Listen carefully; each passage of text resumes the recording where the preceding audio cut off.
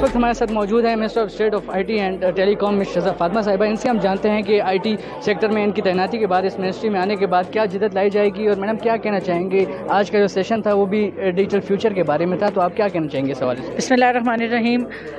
دیکھیں, ابھی جہاں تک آئی ٹی کا اور منسٹری کا تعلق ہے, ہماری کوشش یہ ہے کہ ہم آنے والے وقتوں میں جتنا ہو سکے 2-3 چیزیں ہیں جو ہمارے لیے پرائیورٹی پہ ہیں. ایک تو یوتھ کی سکلز ڈیولپمنٹ ہے آئی ٹی کے حوالے سے, جس کی بہت سخت ضرورت ہے. ایجوکیشن سیکٹر کے اندر جو کریکولم ریفارمز کی ضرورت ہے یا جن سکلز پروویژن کی بوٹ کیمپس کی ضرورت ہے, ان پہ کام ہو رہا ہے. اس کے ساتھ ساتھ حکومتی سطح کے اوپر جو ہماری, چاہے وہ ہماری آپ کہہ لیں فائنینشیل انسٹیٹیوشنز ہیں, جس میں ایف بی آر ہے, اسٹیٹ بینک ہے, نادرا تو ہے, ایس سی سی پی ہے, ہماری کوشش ہے کہ ان کو ڈیجیٹائز کریں, ایک سسٹمز کو جو ہے وہ ڈیجیٹائز کریں تاکہ لوگوں کے لیے ایز آف ڈوئنگ بزنس ہو, جنرلی ان کی زندگیاں آسان ہوں.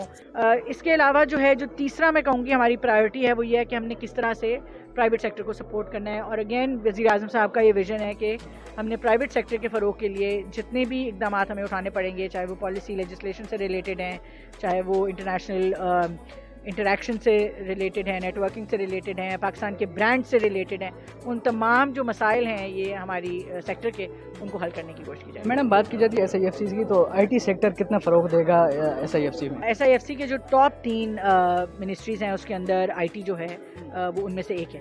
اور میرے خیال سے کہ یہ جو مجھے تو بھی 1.5-2 مہینے جو ہوئے ہیں اس کے اندر جتنی ہمیں سپورٹ مل رہی ہے, اور میں نے پہلے بھی حکومت میں وقت گزارا, اور اکثر کام جو ہے ہمیں فیل ہوتا ہے کہ کچھ انرشیا ہوتا ہے گورنمنٹ کا جس کی وجہ سے چلتا نہیں ہے, لیکن ہمیں بڑی آسانی ہو گئی ہے کیونکہ ساری گورنمنٹ کے تمام اسٹیک ہولڈر جب ایک ٹیبل پہ بیٹھتے ہیں تو اس سے چیزیں بڑی تیز ہو گئی ہیں, پروسیسز تیز ہو گئے ہیں.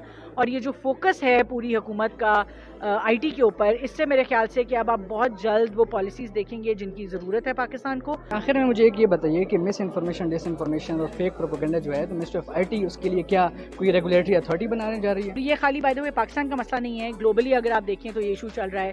اس وقت یو کے نے ابھی اپنا ایک ڈیجیٹل ہارمز کے لیے اگینسٹ جو ہے وہ ایک ایکٹ بنایا ہے, یو ایس میں جو ہے وہ ریگولیشن چل رہی ہے, کینیڈا نے ریگولیٹری اتھارٹی بنائی ہے, آسٹریلیا نے ریگولیٹری اتھارٹی بنائی ہے, انڈیا میں ریگولیٹری اتھارٹی ایگزسٹ کرتی ہے. پاکستان میں جو ہے وہ کسی قسم کی کوئی ریگولیشن نہیں ایگزسٹ کرتی. اس ریگولیشن کی کمی سے سٹیزن کو بہت نقصان پہنچتا ہے. نہ کسی سٹیزن کا پرائیویسی لا ہے, نہ اس کی ڈیٹا پروٹیکشن لا ہے. کسی سٹیزن جو, اگر آج آپ سائبر کرائم کے آپ نمبرز دیکھیں, آپ رپورٹ کرتے ہیں تو اس کا کوئی اس کا رزلٹ نہیں نکلتا. اس کی وجہ یہ ہے کہ کوئی لا ایگزسٹ نہیں کرتا ان ڈیفینیشنز کے لیے.